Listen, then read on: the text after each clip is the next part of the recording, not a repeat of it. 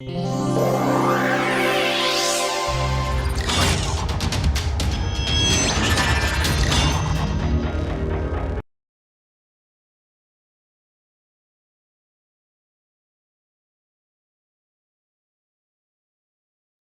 So, today what we will do is to look at one of the most important consequences of the equation for the density, probability density function for diffusion in a potential.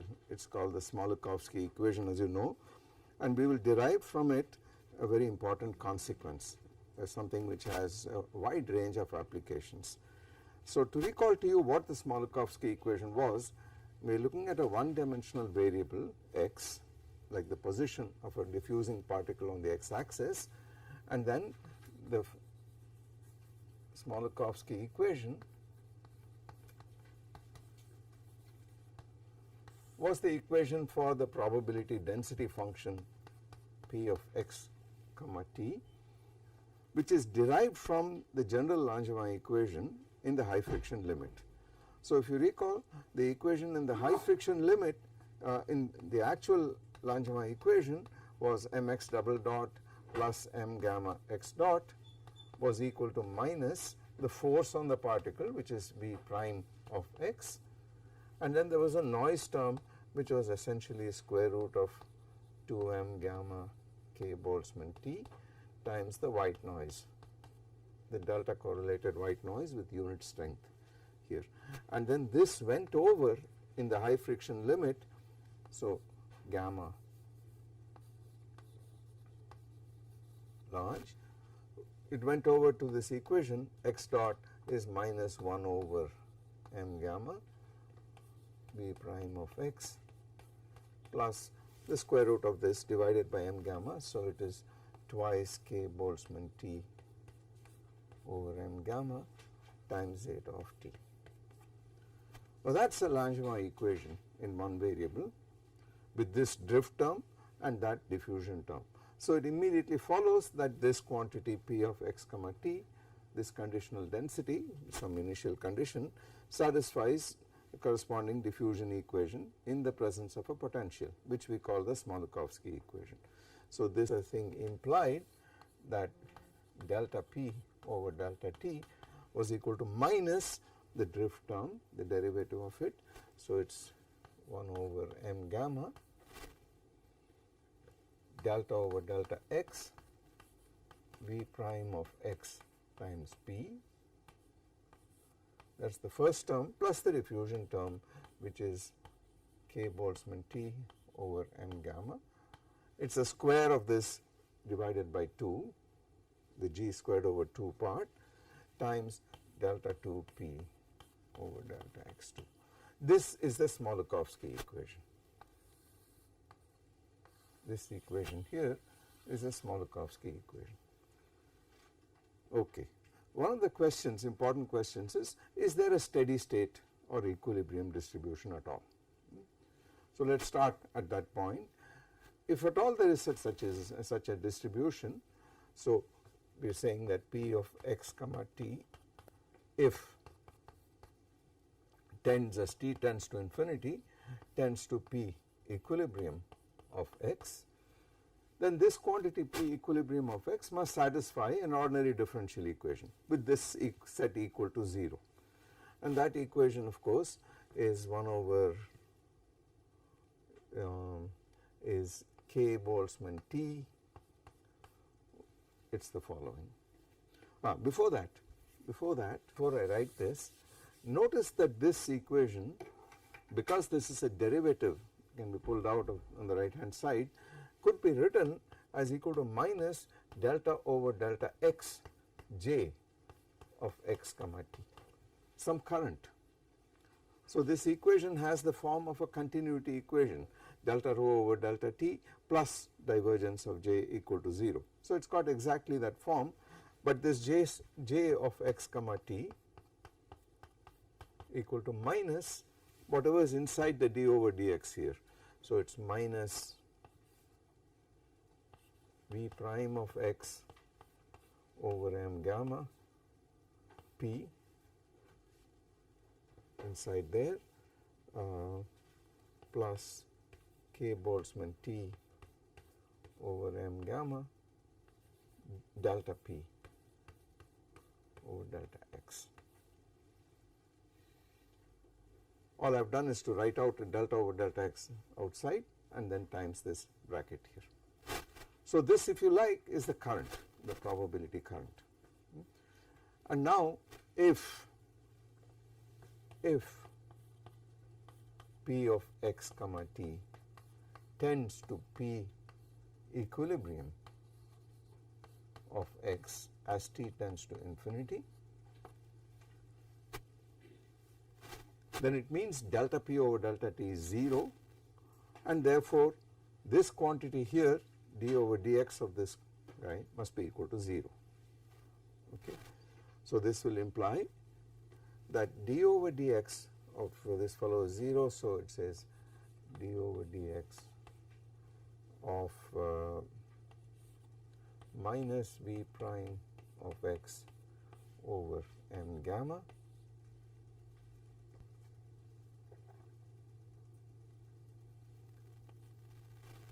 minus d over dx of v prime of x plus k Boltzmann T. I want to retain these factors for a minute, as you will see, y dp equilibrium over dx times p equilibrium. So let me write these factors out carefully. P equilibrium of x plus k Boltzmann T over m gamma dp over dx must be equal to 0, which means that this quantity is a constant. Okay. And if it is a normalizable distribution, then you would say the constant is 0. It is 0 at infinity, so it is 0 everywhere, and then you would get a simple solution for p equilibrium of x. On the other hand, it is conceivable that we could look at this as a problem in which you have a steady flux of many particles coming in, a standard flux, and then there is some complicated potential these particles are riding through under thermal agitation as well, and then there is a flux outward. So there is a stationary current. So it is possible there is a stationary current in the problem, which we do not know as yet. So the general solution is not that this quantity equal to 0, but that this quantity is equal to a constant, right. So this means that the general solution is that v prime of x over m gamma p equilibrium of x, let us write the derivative term first. So k Boltzmann T over m gamma dp equilibrium over dx plus v prime of x p equilibrium divided by m gamma is equal to minus j stationary. So this is some stationary current.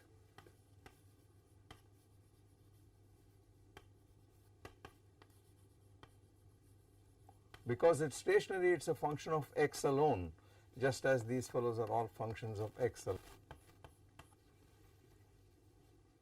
That is the general solution to this equation, right.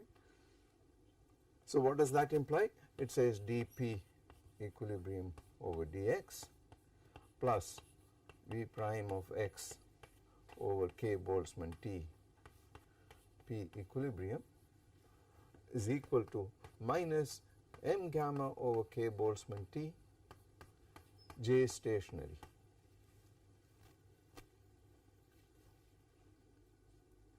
And if it is a flux which is moving smoothly, constant, uniform flux, that is a constant. The constant is some number there, right. So you can pull that out and you have to solve this equation with this constant as some constant, right. And what is the general solution to this equation? Well, it depends on the initial condition. But suppose I have an arbitrary initial condition, I will integrate this equation without specifying an initial condition with an integration constant put in there.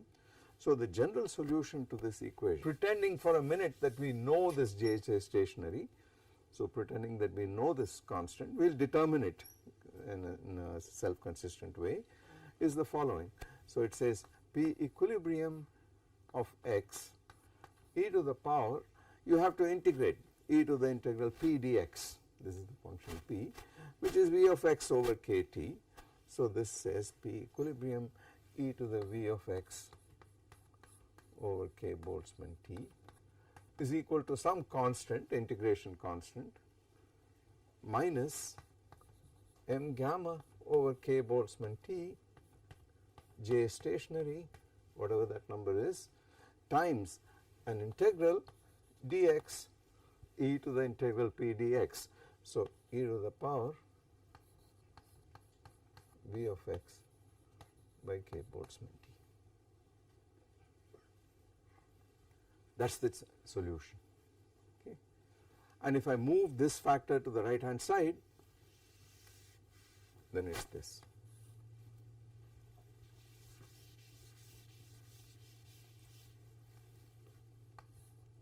E to the minus v of x over k Boltzmann t.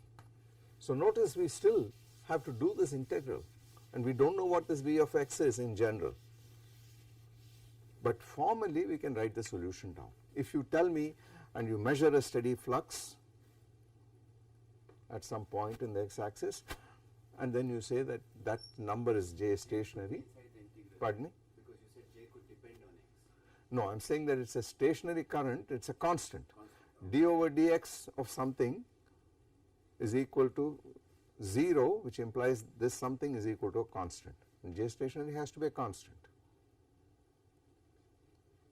because it would have to satisfy the continuity equation, right, and the p corresponding p is 0 and derivative is 0, so j stationary has to be a constant. So sorry, this is wrong,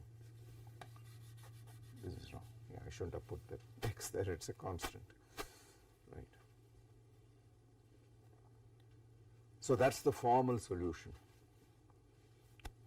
and to write it down explicitly you have to give me some boundary conditions. You have to tell me at x equal to whatever point, some x naught or something, you have to tell me what this is, and then in terms of that I determine t, put this in, right. Okay. Now let us apply this solution to a very crucial problem, and this problem is called Kramer's escape rate formula.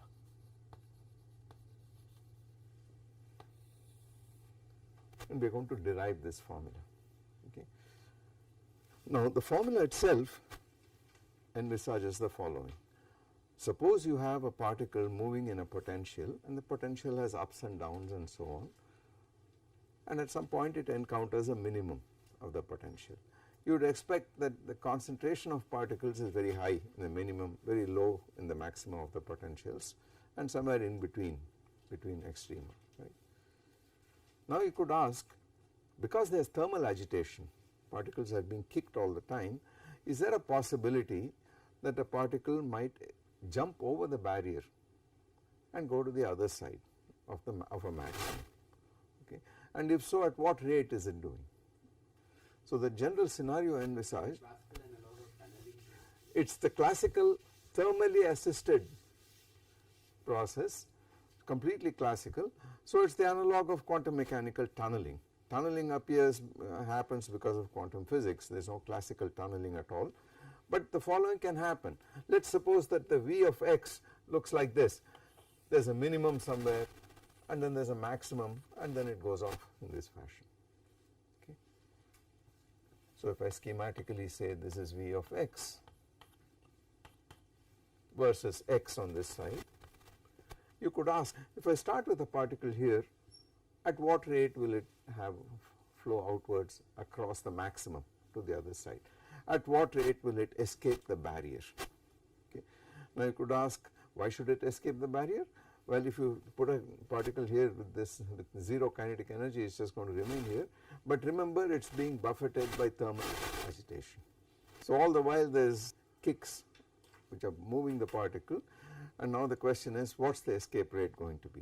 It is a hard problem if you have quantum mechanical tunneling, and if your kT is so high, this is an energy scale in the vertical side, is so high that the barrier is not even visible to it. But what happens if kT is much smaller than the height of the barrier? So that is the question we are going to look at.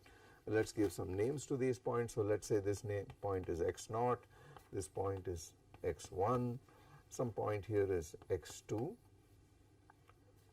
and I want to know what is the rate of escape of particles if there is a steady flux coming in from one side from the region around x naught to a point like x2.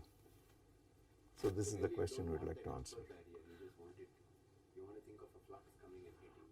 Yeah, so I am not worried about what happens here. I would like to know what is the rate at which particles escape the minimum, can go across the maximum and get to the other side of it. Precisely where on the other side is an irrelevant detail. I can compute it for any point. Okay. The assumption is that V of x1 minus V of x naught, which I will call delta V, this is the definition of the barrier height, the maximum minus the minimum, that is the height of the barrier. The assumption is that is much bigger than the energy imparted by single thermal agitation, by kT, much greater than kT. So, delta V much greater than K Boltzmann T. That is the regime we are interested in. Now you can see why this is going to be a tricky problem, because you have a particle here, imagine it has got 0 kinetic energy, it gets kicked to the right by thermal agitation, kT, typically kT energy, it goes up a little bit, but then it gets kicked back and so on, it will oscillate about this point, move randomly about this point. To get it across this barrier, in some fashion you have to coherently kick it with a lot of kTs all in one direction. So, it is very improbable. It is very improbable, but it is a non-zero probability, and the question is to calculate what it is. Yeah. Won't it depend on the density of the particles? Yeah, so we are going to make that thing. We are going to say there is a constant flux of particles coming in. So, for some given constant flux, what is it? In fact, we are going to do something better. We are going to argue, and we know this, that the equation, the diffusion equation obeyed by the concentration of particles is the same as the diffusion equation obeyed by the probability density for a single particle if they are not all interacting with each other. It is the same diffusion equation. So, in a sense, either I talk about the concentration of particles here or I talk about the probability mass of the particles here. So, I am going to ask a general question. I take particles in some region A to B, and I ask how many particles are there. It is the same as the integral of the probability density, equilibrium density from A to B, and I ask what is the flux at a point like x2, okay. And the answer is that the flux at x2 on the right hand side is equal to the probability mass around x naught multiplied by rate of escape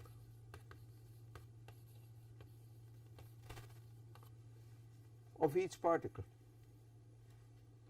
So, I find the constant rate of escape of each particle, multiply that by the probability mass, and that is the flux at. I am interested in computing this rate of escape. Now, you can see that this is a paradigm for a large number of processes. Any thermally assisted process which involves an activation barrier is precisely this problem. For instance, if you have molecules here and you have a reaction, chemical reaction, and there is an against this energy barrier against this reaction. So, the molecule here has to hit the molecule there in order for the reaction to happen, but there is an energy barrier in between. Then the rate of this reaction is going to depend on the rate at which this escapes the barrier and gets there. So, in that sense, this is a very general formula. Now, the question is, how is it going to depend on this height, and how is it going to depend on the temperature? given the fact that this height is much greater than the temperature. So that is the question we are going to answer, and that is going to give us a final answer for this rate of escape, which is called the Kramer's escape rate formula. So it surely has to do with the shape of the potential here, the shape of the potential there, and so on. They are going to play a role. The height of this potential barrier is also going to play a role. Can this in any way be mapped to biased random work? It is biased in the sense that the moment you have a potential, there is a bias at every point, and that is the reason why in the Smolkovsky equation you got a drift term. So the drift term is acting like an x dependent bias, if you like. There are times when it will be favorable to one direction, favorable to the other. It depends on v of x or v prime of x precisely. We will look at the problem of a constant bias like gravity. We will do that at the end, right. But here we got a much more general question, and right now we are looking at the problem of an escape over a barrier. So definitely the potential is assumed to have a minimum and a maximum, and we would like to compute these quantities here. So the rate of escape is what we want to compute, but first we need to compute the probability mass. So let us remember this formula.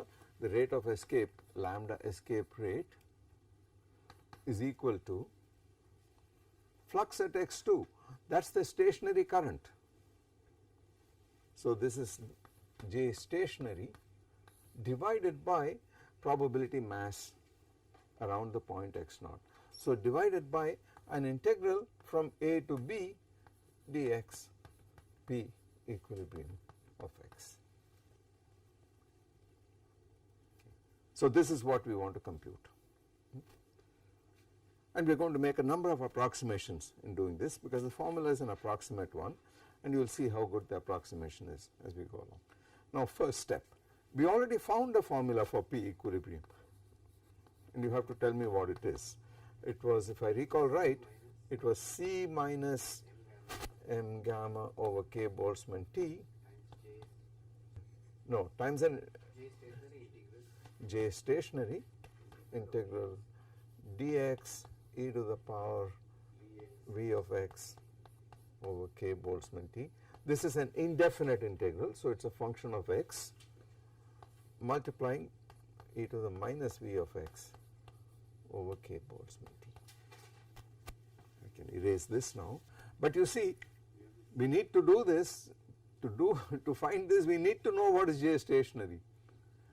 So this fellow is sitting right here in this thing here, but now I am going to argue that this J stationary is small, is negligible, because it is a small flux.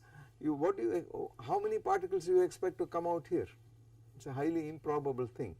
So to leading approximation, except you can't kill it here, then of course there is nothing, right. But anything which comes from here goes up, goes to higher order in J stationary. So to leading order in the denominator we are going to kill this here. So this is approximately equal to C e to the minus v of x over k Boltzmann T. So I want you to understand clearly that this is self-consistent. This whole thing is an approximate formula. We are finding the leading contribution under these conditions.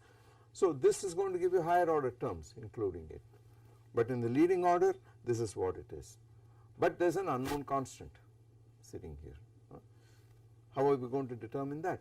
Well, if this is true, then it is immediately clear that P equilibrium of x naught, whatever that be,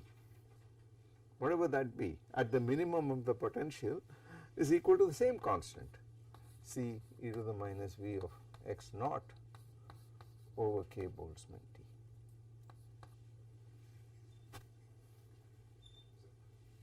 Right? How did you choose A and B? I don't care.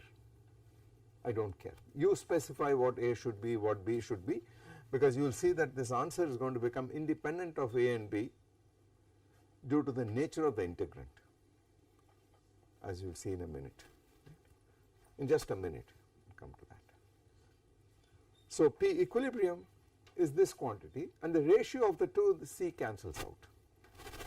So you could also write this as equal to P equilibrium of x naught, which is itself unknown, times e to the power v of x naught minus v of x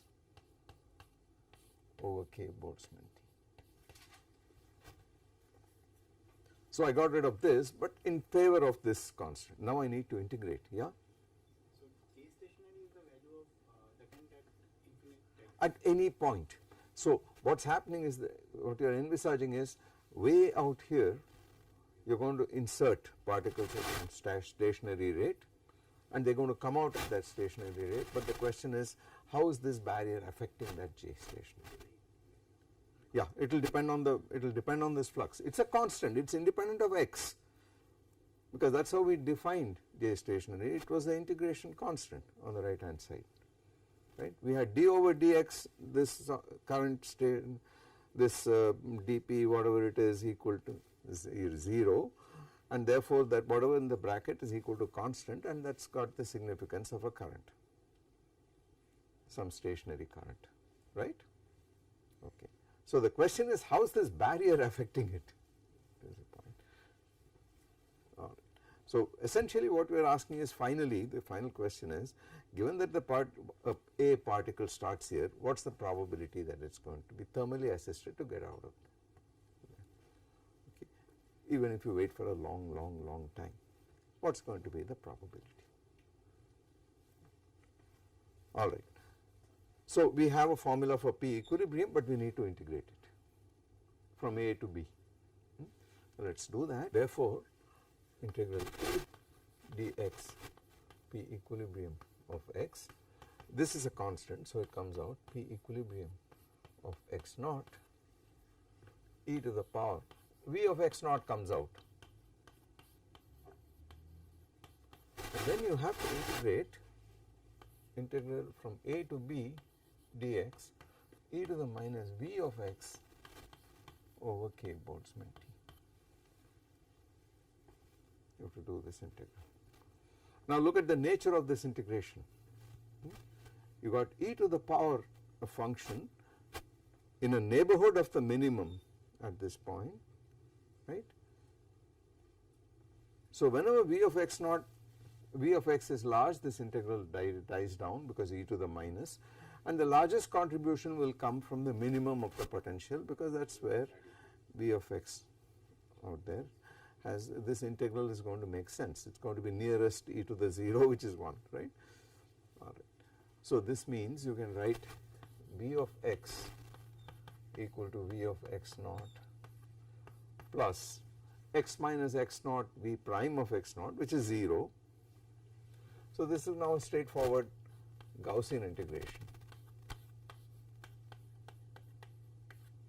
That is 0 plus x minus x naught whole squared over 2 factorial v double prime of x naught plus higher order terms, and they are all sitting in the exponent.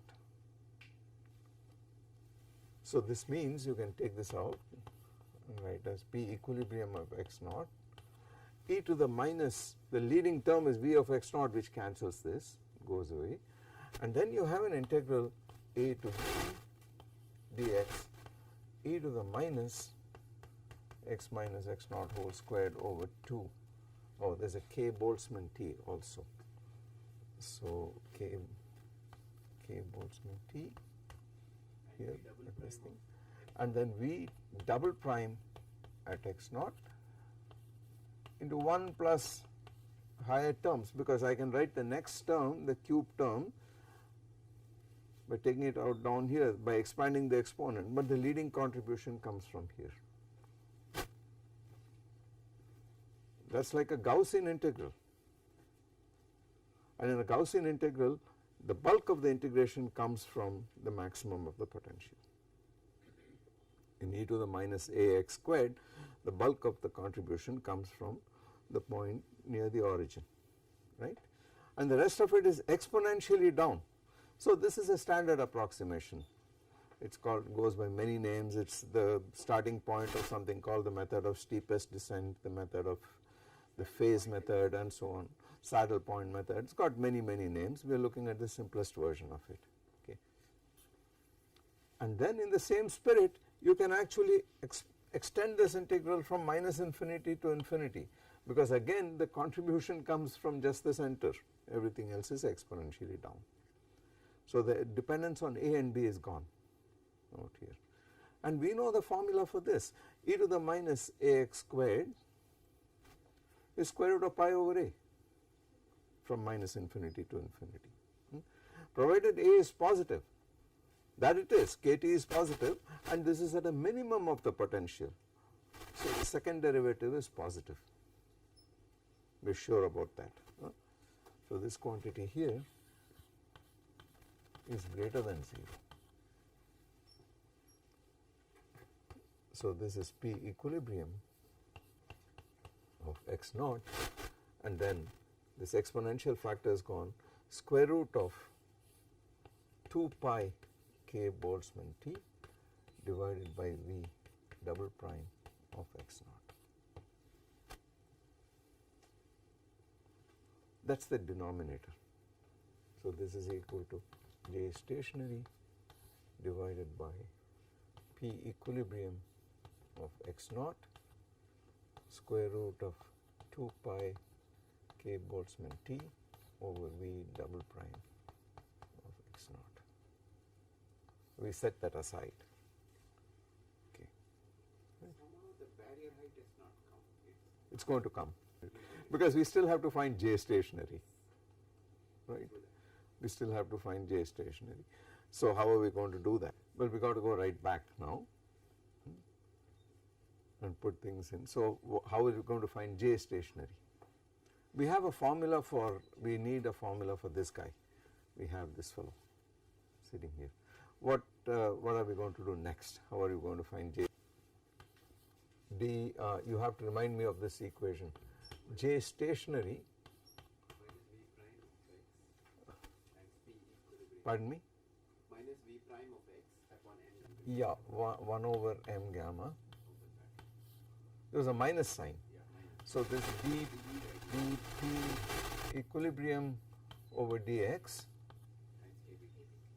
So let us pull out kBt, yeah, plus P equilibrium times, there was another term, V prime. V prime upon kBt. Exactly. So that was J stationary, right, which is equal to minus kBt over m gamma. I will write this as a total derivative. So I can write this as d over dx times d over dx of P equilibrium times e to the power v of x by k Boltzmann t, because it looks like a total derivative. If I do this, I get dP over dx times the exponential plus P equilibrium times v prime divided by kBt, but I should now compensate for that e to the v, e power minus v of x over kBt. Okay. So I rewrite it in this form. Therefore, J stationary multiplied by e power v of x over kBt is therefore equal to minus kBt over m gamma d over dx P equilibrium e to the v of x over k.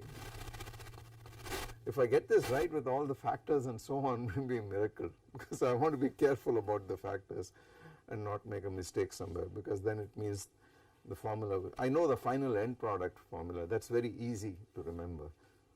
So I just want to make sure I get all the factors right. Okay. And now let us integrate this from, remember the geometry, we had a thing like this and then went off. This fellow was x naught, this was the peak x1 at this point, and then you looked at some point x2 here. So let us integrate this from x naught to x1, x2 all the way. So let us integrate dx from x naught to x2. Let's integrate this. So this is integrated x0 to x2 dx. So remember, this is some horrible function, we do not know what it is, but I am going to accept it has a shape like this, and I am going to integrate it from x0 to x2. What is appearing on this side is e to the vx with a plus sign. So again, this is going to contribute the maximum at the maximum of the potential, elsewhere it is going to drop down very, very rapidly, right.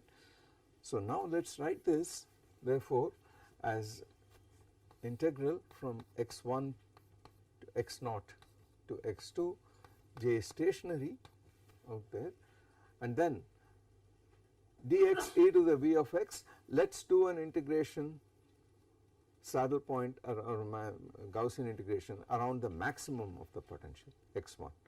So I will write this as e to the power v of x1, and again the first derivative is 0. So the next term is x minus x1 whole squared over 2 factorial v double prime at x1 plus higher order terms, the whole thing divided by kt,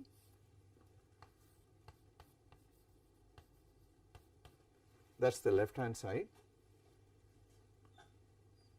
which is approximately equal to j stationary e to the v of x1 over k Boltzmann t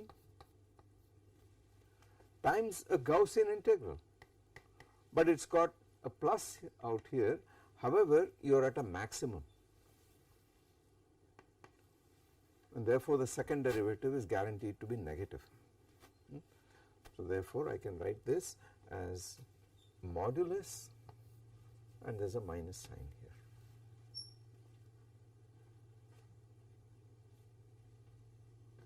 And that integral is equal to square root of pi over a in a formula, square root of 2 pi k Boltzmann t divided by modulus of v double prime of x1.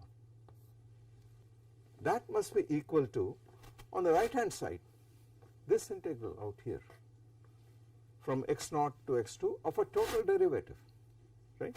So this is equal to minus k Boltzmann t over m gamma times, all we have to do is to write now p equilibrium at x2 e to the power v of x2 over k Boltzmann t minus p equilibrium of x0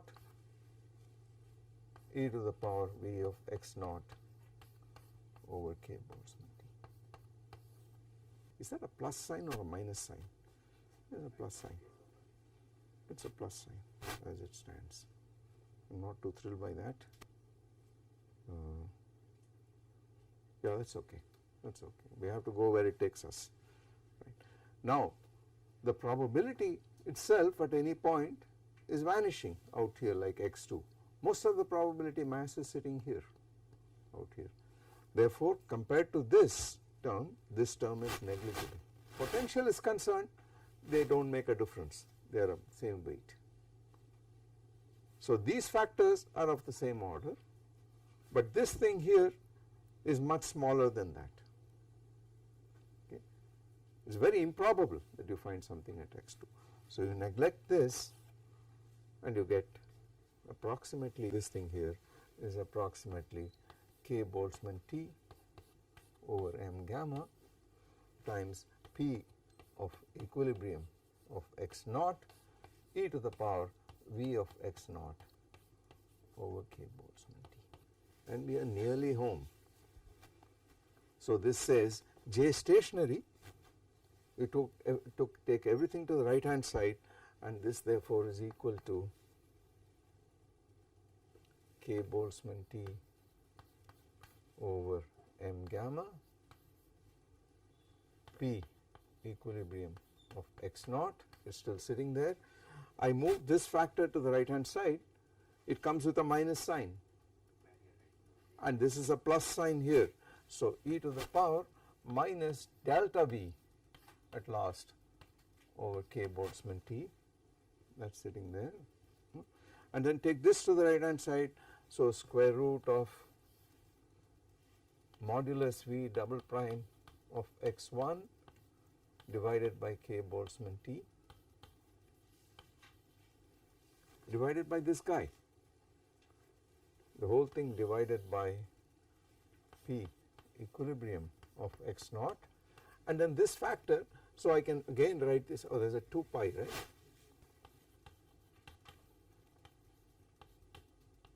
And then this goes up in the numerator once again.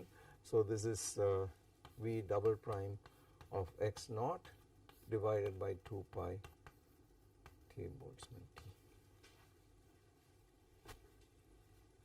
And notice P equilibrium of x naught cancels out. We do not know this number. We are not able to compute that number without actually solving the full equation and finding out what the steady state solution is, but it mercifully cancels out.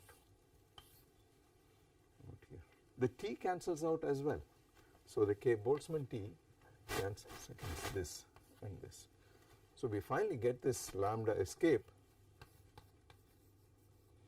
equal to square root of V double prime of x naught modulus V double prime of x1 divided by 2 pi m gamma e to the minus delta V over k Boltzmann T. This is the Kramer's escape rate formula. So, it tells you that the rate at which this escape happens depends exponentially on the barrier height with a 1 over kT. That is precisely of the Arrhenius form. And as you know, this is an extremely sensitive function of the temperature. A small change in the temperature changes things enormously. The rates of chemical reactions which are thermally assisted changes enormously with the temperature for a given barrier height. Similarly, once you increase the barrier height, this exponentially becomes more difficult to happen. It justifies post facto our assumption that the probability is actually pretty small. The escape rate is pretty small, but this is indeed non-perturbative in the sense that it is not power series in delta V over kT or anything like that. It actually gives you an exponential form in 1 over T. Okay. That is why chemical reactions require very high temperatures in general, unless of course you have enzymes. Otherwise, just think about it. Every time you take in food, your system actually breaks down these complex molecules and makes other complex molecules, but when you cook food you do so at very, very high temperatures. That is how much energy it takes to break those bonds down, right. On the other hand, you ingest this food and your stomach does it actually effortlessly apparently at 37 Celsius. So, it would have come down enormously the rate of reaction, but it is working because there are enzymes. Okay. But this temperature dependence of the Arrhenius formula, this thermally activated processes, is very typical. Multiplied by these factors here. Now, geometrically of course, these are the curvatures of the point of the potential at that point. So, you can write this in a very compact way. That is the way it is normally written. You could say, well, if I have a potential like that, around this point this curvature can be subsumed in the frequency of harmonic oscillations about this minimum. So, let us call that frequency omega naught around the point x1, x naught. And similarly, this is an inverted parabola. So, let us call the frequency of this inverted parabola the harmonic approximation. Let us call that frequency omega 1. Then of course, this curvature here V double prime, this is equal to this thing here is m omega naught squared, and this is m omega 1 squared, and the m cancels that way. So, this gives you a nice little formula. It is omega naught omega 1 over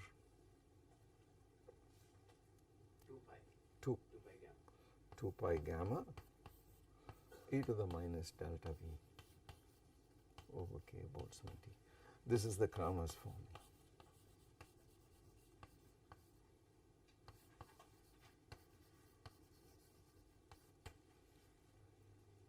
That is a simple derivation of this formula. Now we can put in all the various complications and so on. For instance, you could ask what happens if this is potential barrier height is brought down, kT is made larger, what happens if you have more singular potential, and so on. What happens if you have quantum tunneling assisting this thermal process. These are complicated questions, but they do have physical applications, physical importance. But in the simplest instance, this is the way the Kramers formula is derived. The ingredients in it are the curvature at the minimum, the curvature at the maximum of the potential at the height of the barrier, at the bottom of the barrier, and the energy difference, the potential difference, with the temperature appearing here. This is a very mild dependence on temperature, powers and so on, but the prefactor, as it turns out in the leading approximation, is not even temperature dependent, it is gone. Yeah, now we have assumed that things are, curvature exists, it is finite, etc., etc. So you will have to do those case by case. Because at naively will say V double prime of x1 is 0. Yeah, or if it is, but this is the generic case. You could ask what happens if V double prime is also 0 and it is a very flat fourth order potential and so on. I leave you to play with those things and find out what happens here. But the trick, essential trick, is the Gaussian trick.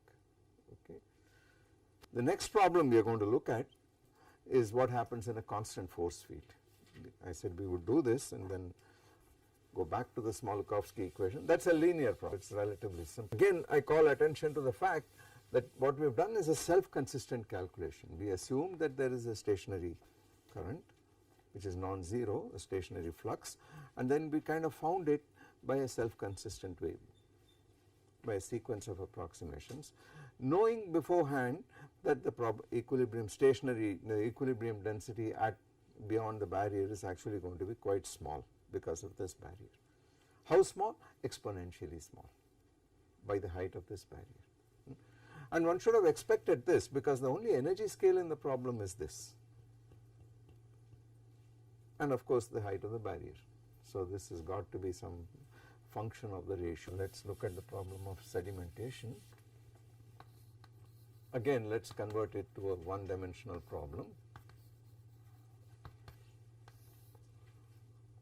And now this time let us do it under gravity, just so that we have our physical picture. This is x equal to 0 and the x axis moves upwards in this fashion, and the potential is mgx. So V of x in this problem with reference to the floor level, and we have a particle diffusing in a column in one dimension up there in a big fluid column, infinite, say semi-infinite, and then we ask what will be the equilibrium distribution of the probability density or the density itself, like a column of gas, assuming the whole thing is at constant temperature. Okay.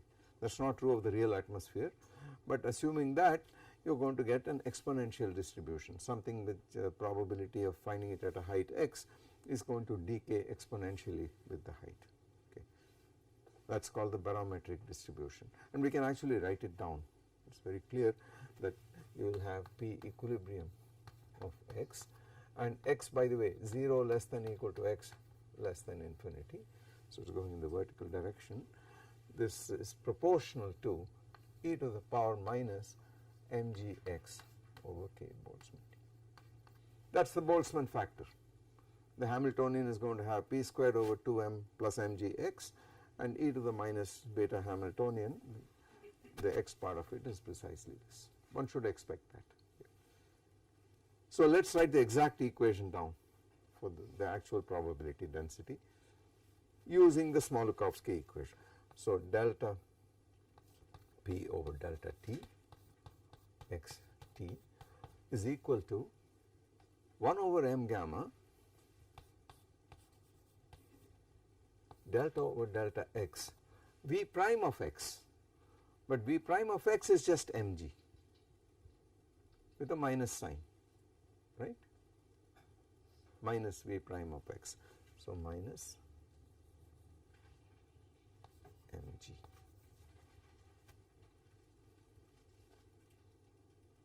Right. The force is in the downward direction times p. full P out there. There is no x because it got differentiated out. Okay. So it is actually an easier problem than the Fokker-Planck equation was for the velocity process or the OU process, plus the usual thing kT over m gamma d2p over dx2. I have already had a minus v prime of x, right? And this became a plus v prime of x in the formula. This will become, of course, this will become plus. Yeah. Let us see if the dimensions are okay. This is g over gamma, and it should have dimensions of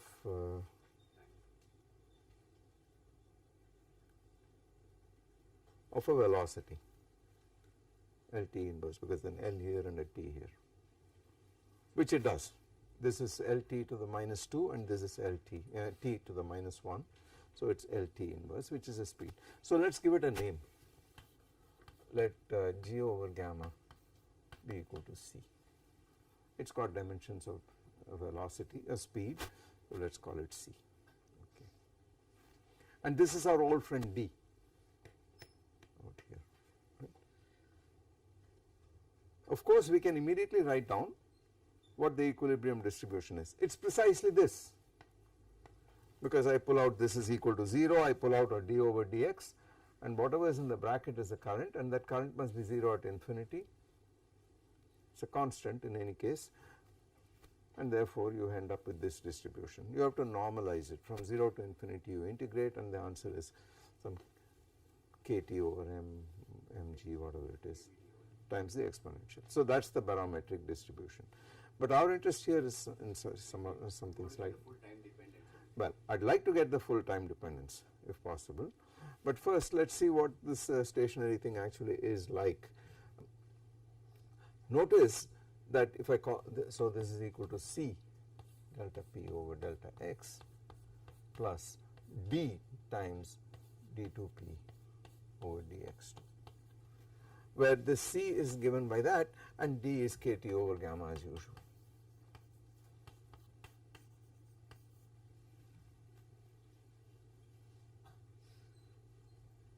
Now you can form, if you had for instance a finite column, then there is one more macroscopic length scale in the problem, which is the length of this fluid column. Then you can form a dimensionless number. So you can form LC over D. If this column extended to height L from 0 to L for instance, then this quantity has got dimensions of, this is L and that is LT inverse. So this L square T inverse, this is L square T inverse. Okay. So that is a dimensionless number, and it will govern the motion fluid dynamics under a constant field of force. It has got a name. Is anyone familiar with this name here? All these dimensionless numbers in fluid dynamics have specific names, like the Reynolds number, which you are familiar with. This is called the Peclet number.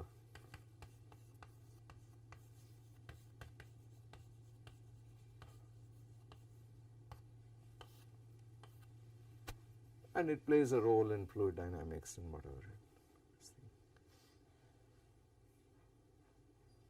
So we have settled the equilibrium distribution. It is this. Notice gamma cancels out in it, as it should. There is no role for it in that. There is dimensionally, it can't exist in P equilibrium. This in fact cancels out.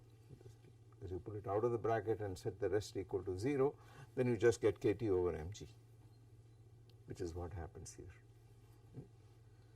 Now what about the exact solution? What would it look like? I am not going to solve it here now, but what would this actually look like? It depends on the initial condition. So we have to specify the initial condition and the boundary conditions. So the initial condition P of x0 equal to some delta of x minus x naught, say. So if I plot this P of xt as a function of x, initially it is a delta function at x naught. Remember, you can't go to the left of x equal to 0, nor can p be negative. That's what it is. As t increases and becomes infinite, this thing goes to the asymptotic exponential distribution. This is p of x 0, and this distribution is p of x infinity, which is p equilibrium. It is an exponential thing. So the question is, how does this delta function spike at t equal to 0? How does it spread out and become this exponential with a peak at 0, no matter what x naught is? So clearly, sort of physically you can see that initially, immediately it will start diffusing. So it will do something like this, and then the peak meanwhile starts shifting to the left, so it will start doing this, but then there is a bounce back. Anything that hits this can't go there, so it will, probability mass will bounce back, and gradually as this shifts left, it becomes more and more pronounced, and this gets flatter and flatter, and eventually it goes to this. So clearly there is reflection at x equal to 0, which is obvious because under this diffusion process particles are going to hit the floor and they cannot go through the floor. There is no leakage through the floor. So what is the boundary condition for this? So the boundary condition is that p of x t tends, as x tends to plus infinity, this tends to 0. It is a normalizable distribution. So the probability density must go to 0 as x goes to infinity. What is the boundary condition at the origin?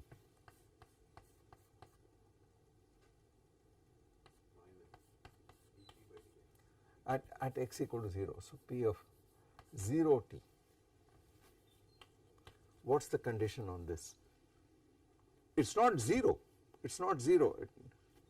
At any arbitrary time, this probability density is not 0. In fact, at t going to infinity, all the probability mass, much of it is concentrated here. But the current is 0. And what is the boundary condition? And everything lies in the boundary condition. If you have understood that, then the job is done. So remember that the current here, you pull out a d over dt and the gamma.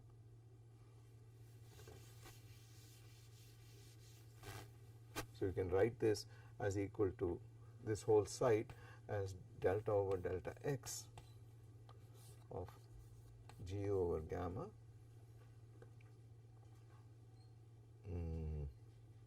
p plus k Boltzmann t over m gamma dp delta p over delta x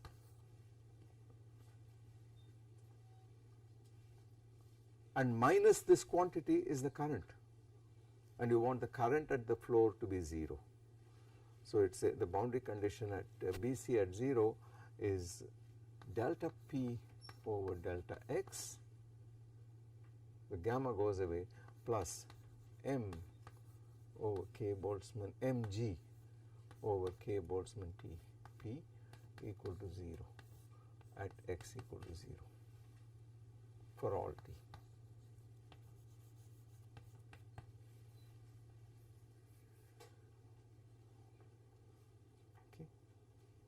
So sometimes that is a reflecting boundary condition. If you discretize this and did it as a random walk problem, it says the moment you come to 0, the particle can't go to the left, so anything which tries to go to the left has to go to the right, so the probability of a jump to the right is +1. You have to impose that as a boundary condition and 0. So it is the current that goes to 0, not the probability density itself that does not do so.